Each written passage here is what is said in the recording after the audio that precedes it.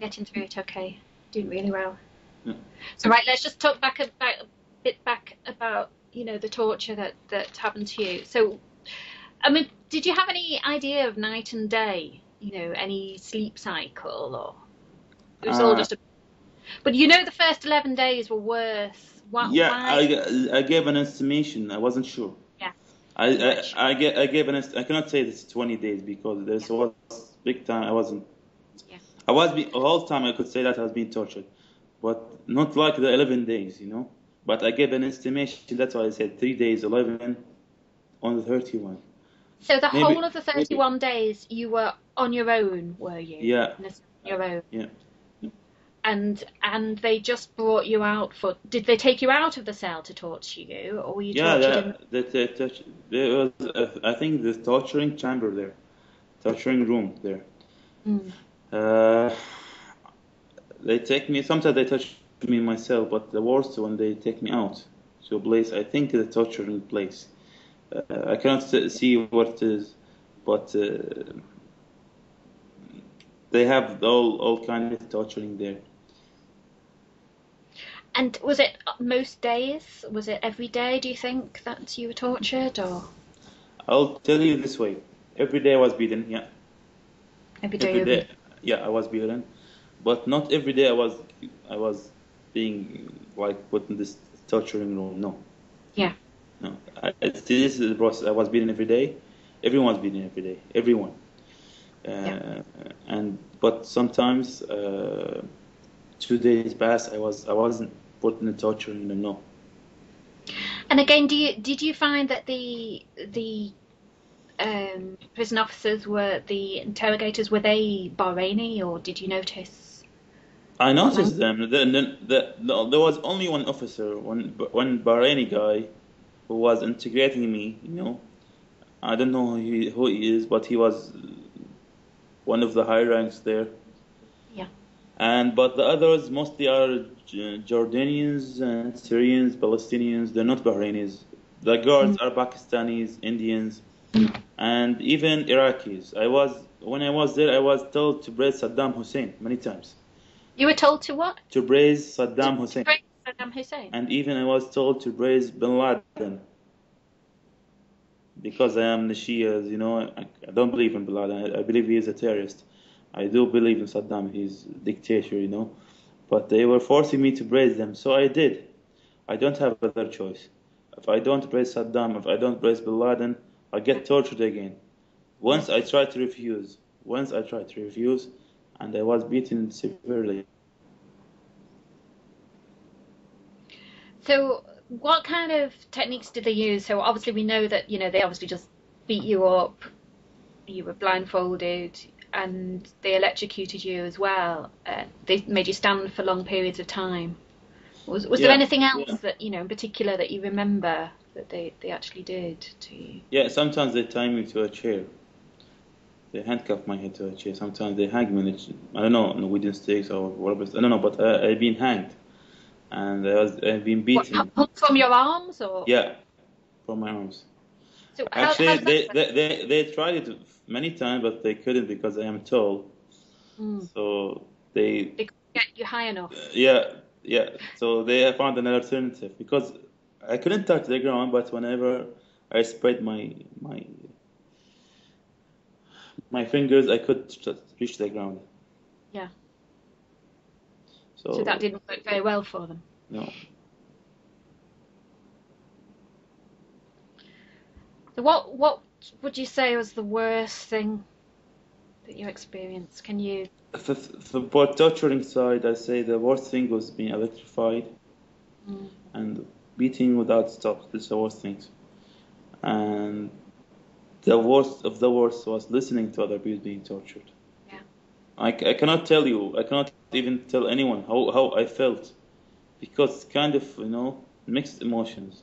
So I am scared. I'm scared of them coming to my cell next. I am scared that the one who's to me tortures my friend or even my relatives or my brother. I don't know. And I am scared what they're doing with him. I don't know. This mixed emotions at that time. Mm. I cannot tell you any more about it. You know, I don't Mm. want you to experience this, but Mm. you cannot feel it until you experience this, you know? So they forced you to confess. Was this just shortly before you were let out of the Yeah, a prison? few Oh, hours so this time before. you had no access to a lawyer. Just to clarify that, you've Actually, I'll tell you, I was no access to a lawyer. No one any of phone my calls, family knew anything? about me, not even the Canadian authorities. I had been told when I was released that Canadian authorities asked about me, and the Bahraini government responded that I was a missing, and they were open an investigation about me. So I was missing, and they were kidnapping me. Kind of weird. I don't know. Your Uh, your mum must have been very worried during this time. And yeah, yeah. what did she? That I didn't know about her, but she was in Canada. She did many interviews, Yeah. and she couldn't stand anymore. She went back to Kuwait. She wanted to come to Bahrain, but she couldn't because my safety, you know. Yeah. So tell me about the confession. What actually happened there? I'll tell you to be honest. If you tell me why you got released, I don't know. But I think the main reason because my health condition. They Yeah. couldn't treat me anymore. They took the decision suddenly without me knowing about it. Mm. That I'll be released on the 20th of April. I Mm. just knew about it before few minutes when I got released. Mm. But before that, they took me and they asked me to take a shower. Actually, I was detained for 4 weeks. I took shower 2 times. That's it. Mhm. And I was asked to take a shower, and suddenly they gave me my clothes. They said, "Where are your clothes?" I have my luggage from the airport. They took it from me, and I picked.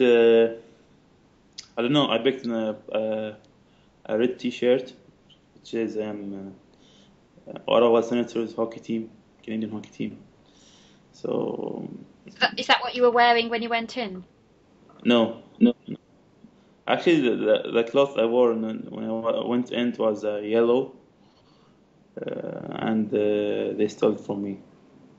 I don't know. What do you wear in the prison? What did they give you? They were giving me, just thin, very thin clothes. No, no, it's here. It's just Mm. like an underwear, We're walking Mm. around in underwear. And after that, I wore this Ottawa Senators t-shirt, and they took me blindfolded to another office. And suddenly, they opened my eye. I saw many people masked people, with cameras and microphone. And one guy came like I was in a meeting, and the place was a luxury place, best decor, and it was weird. I just came from a cell, uh, and before that they made me to sign papers, and when So what I did they say? they gave me a paper to sign, and they opened my blindfold this way, and by the bottom I saw the papers.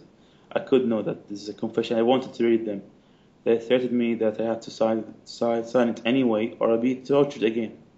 Yeah. So I did sign them, and I remember I'm good at counting. So whenever I count the 20 steps of the Mhm. stairs, I did count these papers. There were 5 papers. I Mhm. counted them, and I signed them, all the papers. And the officer came to me and said, "Initial, put in your initial." Even Mhm. asked me to put the initial too. So I did. I have no other choice. When took me to the video process, I read my confession. They made me to read Can the you remember confession. what it was? Can you remember what you had to confess to? Yeah, many things. Many things. First of all, the first sentence that I am Naser Al-Rass. I am from Persian origins. This is not true. I don't have Persian origins.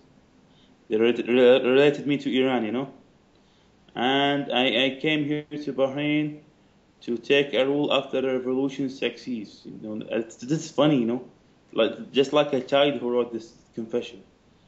And I came to Bahrain. I gave money to everyone to stay in the Bur roundabout. And I didn't even have $500 in my pocket, at that moment. And it was funny. it was funny. Even I was shocked when I was reading it. I was forced to confess on people which I don't know, till now. I don't know them. They put many names. I can't even remember now, but many names I don't remember who they are. I was forced to confess about them, and they did this and this and this, and they were horrifying. And even in the confession, they made me confess that I horrified the innocents. See, if someone confessed that I horrified the innocents, I don't know. I can't tell. Maybe one day I could get this confession and translate it to you. But it's funny. It's funny. I was shocked at that time. Do you have the confession? Do you have a copy of it or anything? Now I don't. I don't. But I think someday I will get it Mm. from my lawyer or someone I know. So you signed these documents. You had, was it a video recorded? Was it your confession? Yeah. Actually, it was a script. Yeah. A running script, and the camera was in the center of it. But they were very professional.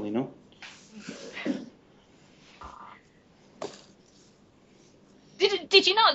When you're reading it for the first time, are you? And you must have been thinking, what's this? Yeah, I paused like Isn't it? 3 times. I paused. I couldn't continue. I was thinking, what's the different feeling. Yeah. When you confess, let's say I confess that I have a tank in my house. Sometimes I have to laugh. I was kind of smiling and kind of shocked and kind of not know what to do. I didn't realize they were releasing me. But Yeah. I thought that moment they were getting confession to beat me again upon that confession. Yeah. So here you did these things. Oh, you did these things. Here in Bahrain, the government are experts in believing lies. They know it's a lie, and they believe in it, as they did in the Bahraini protesters. They say they're not peaceful. Everyone in the world says they're peaceful people.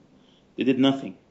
No one can give a single evidence that they did violence against anyone. All the world, not me or you or single program. But here in Bahrain, they believe in lies, and they're good at it. They say a lie and they believe in it. Let's say I am a male, and someone says I am female, they believe it. Hey, I have a beard, I do have a beard. I do have a mustache. My name is Naser. It says in my passport I am a male person. They say no, you're a female, because they believe in lies here in Bahrain. Even they did with the medics. The medics here are very very stupid accusation. 20 medics to occupy big hospital with many buildings. I imagine how let's say one doctor take over one building with 5,000 employers and many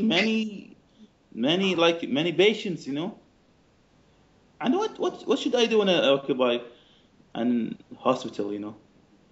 Am I out of oxygen or all this? I don't know. There's no good about it. No one did that before. Even when Hitler invaded France, he did not occupy an hospital because it's useless. It's a basic logic. It's absurd. Yeah. It's completely absurd. Okay, we're nearly on 15 minutes. I'll call you back, Nasser. Okay.